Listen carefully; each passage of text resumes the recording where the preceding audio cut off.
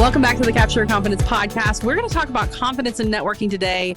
I got to tell you, everybody wants to be the kind of person that makes a memorable first impression, but this does not come naturally to people. And so we want to talk about some of the components that make you a memorable first impression and some skills that you can start working on to be that person. Yes, absolutely. Because it is actually very important. You don't get two chances to make a first impression, all that kind of stuff. It's very true. Like, think of how you have met someone that made maybe not the most positive first impression. Mm-hmm. You still remember that. And that sticks with you a really long time to unravel someone's bad first impression. It is hard. It's not impossible, but it is tricky to overcome. For sure.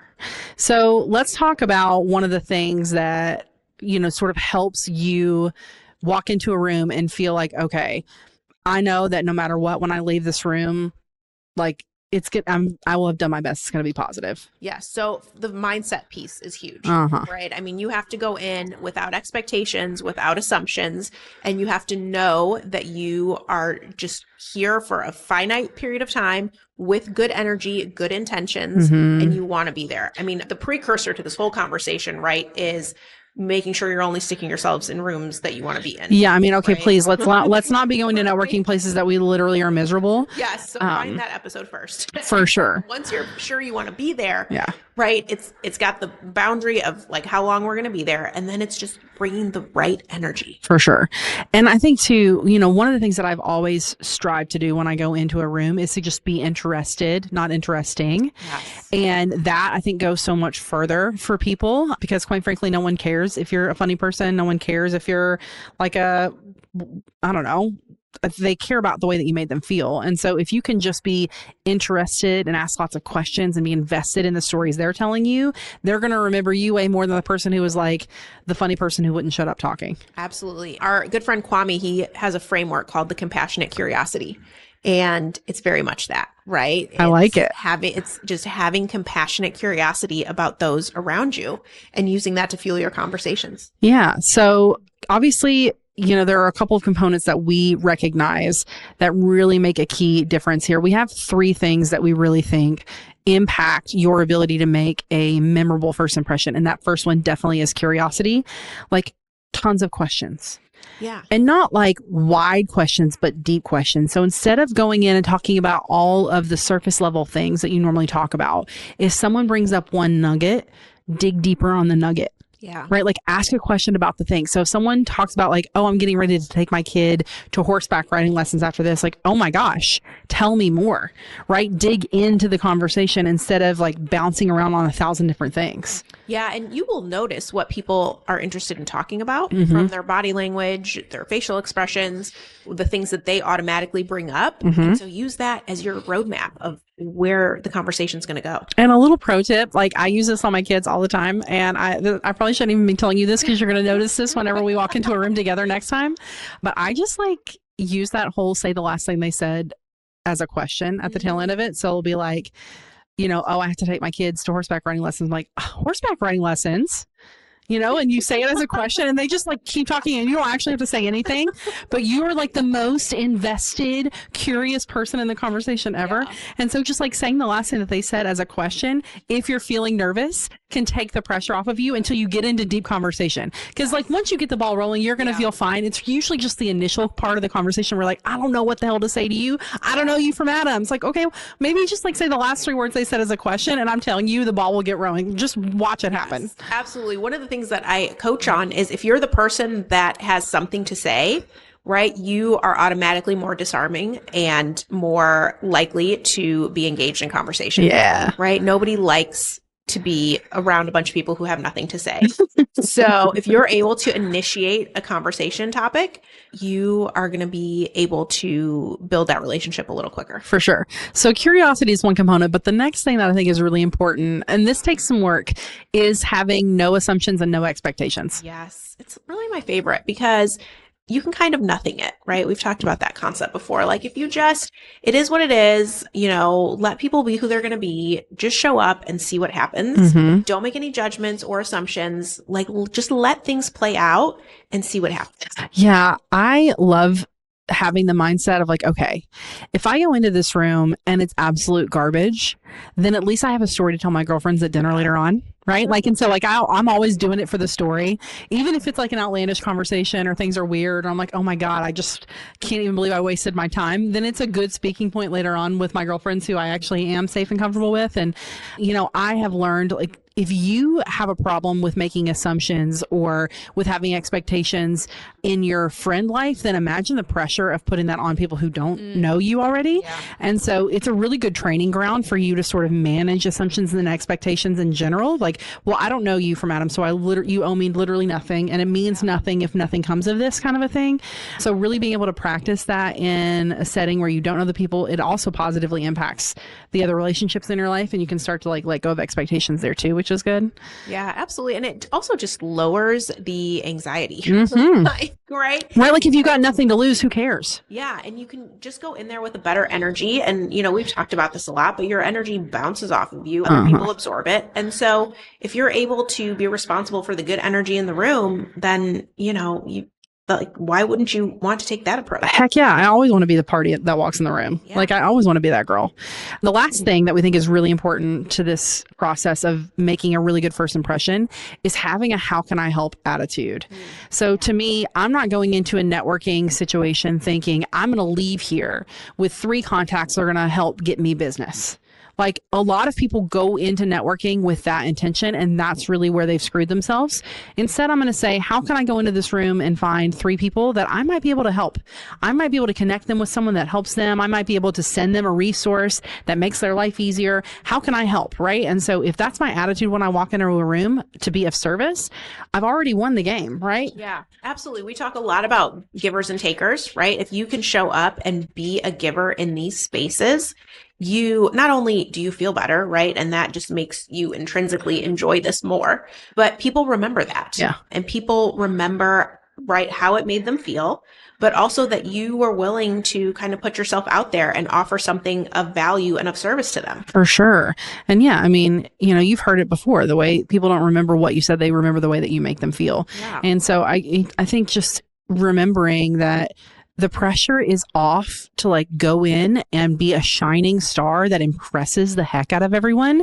Really, you just get to show up and like meet people where they are and support them and try and be helpful. And the people who are for you are going to be great. And the people who are not for you are going to be turds that came into the room with the wrong, you know, intention anyway. And who cares about them, right? Exactly. Yeah. They're not all going to be for you. I mean, I think having that expectation when you go in, like not everyone is going to be my next best friend. Yep. And be willing to rip the Band-Aid quick on that. Like if you're having a conversation in a networking situation with someone who you know is a dud and it's not going to be, oh my gosh, it was so great to meet you. I see somebody that I really wanted to make sure I said hey to. If you'll excuse me.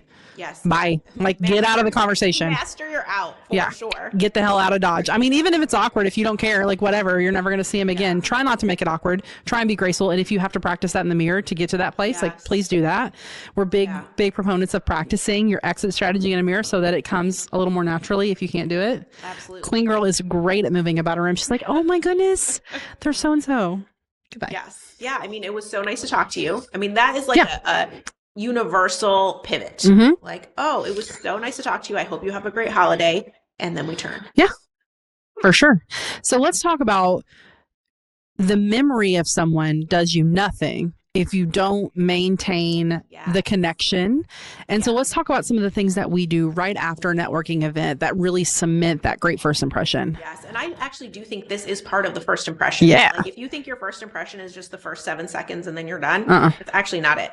It's got to be the follow-up to really like kind of cement the whole experience. Yep, for sure. So if you're saying, if let's say you're having a conversation with someone networking, you're like, oh, I should connect you with so-and-so, or oh, I should send you XYZ. Do that in the first 24 hours. Yes. Like be the person who does what you said you were going to do in the room. Like if you went in the room with the intention of being helpful, be helpful, right? Yes. And especially if you said it out loud. And here's the thing, the bar is so low that if you actually do it, you will stand out so much Gold star. more than you really can even imagine. And it happened to me this week. This woman, I met her and she said, I'm going to reach out to you so we can get coffee. I can't tell you how many thousands of people have said that to me and how many times I have never heard from them again. Right. And that's fine. Like it's not an issue, but when it actually does happen, when I looked and I had a message from her, the next morning saying, it was great to meet you. Can you please send me some good dates? I was like, oh my goodness. Like she just elevated in my mind. She just elevated a couple notches. Do you see how simple it is to make a good first impression? Is to just do what you said you were going to do? Yeah. Holy crap. It's that trust build of like, oh, I had an inclination when we spoke that you might be the kind of person I want to be around, but then you confirmed it.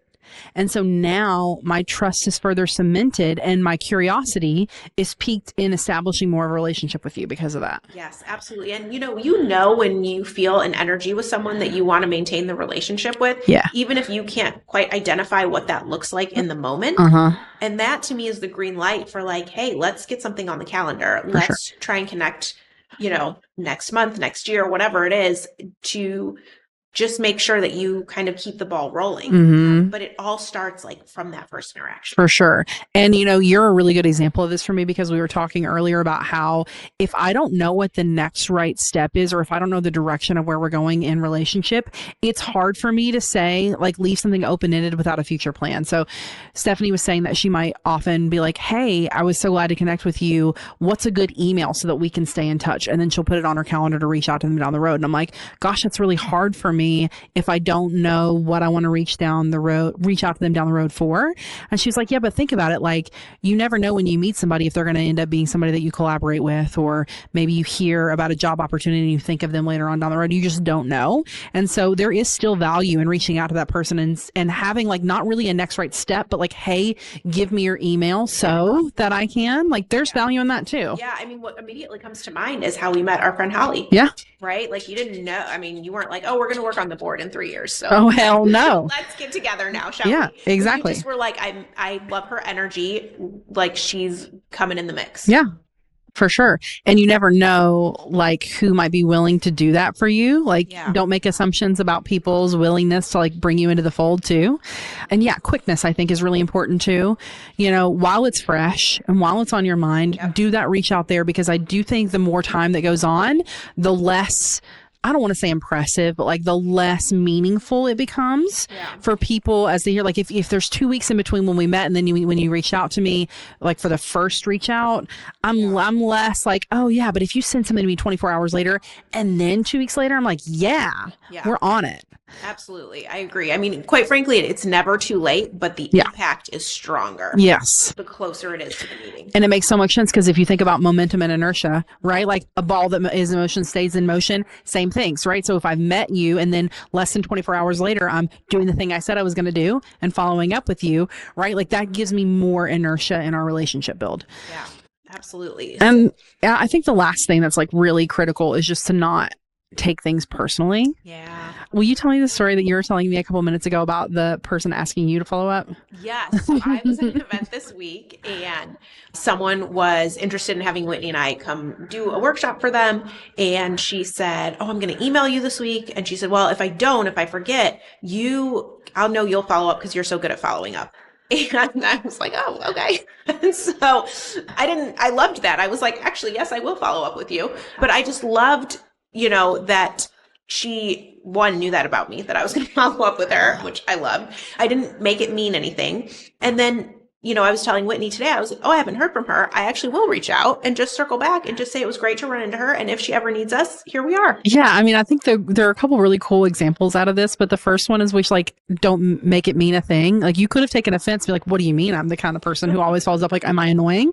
Right. But you didn't make it mean anything. You're just like, yeah, I mean, I am great at follow up. So I will do that. And I'm glad that people know me for that. I'm glad that people recognize that's a thing that I stand for. And that is really important instead of making like spiraling, being like, oh my God, are people out there saying that I'm an annoying person that never leaves them alone? Right. Like you could spiral that way, but she didn't. And I think the other thing is too, like, the fact that people are starting to recognize, oh, this is a thing that she is great at. And then you get to live by example and walk in that again and just say, yeah, she says that I'm great at follow up and I'm going to prove to her that I am. I'm going to show her what it looks like to be the kind of person who does what I said I was going to do. Yeah. Absolutely. Pretty cool. So, we wish you lots of great luck as you go out into the world and you enter into new rooms and new communities and you do your best to make a great impression. But I think we would be remiss if we didn't say the best way to make a great impression is to just be who you are, right? And to lead with heart and with purpose. And I really don't think you can screw it up. Yeah, it wins every time. Mm-hmm. All right. We'll talk to you soon. Bye.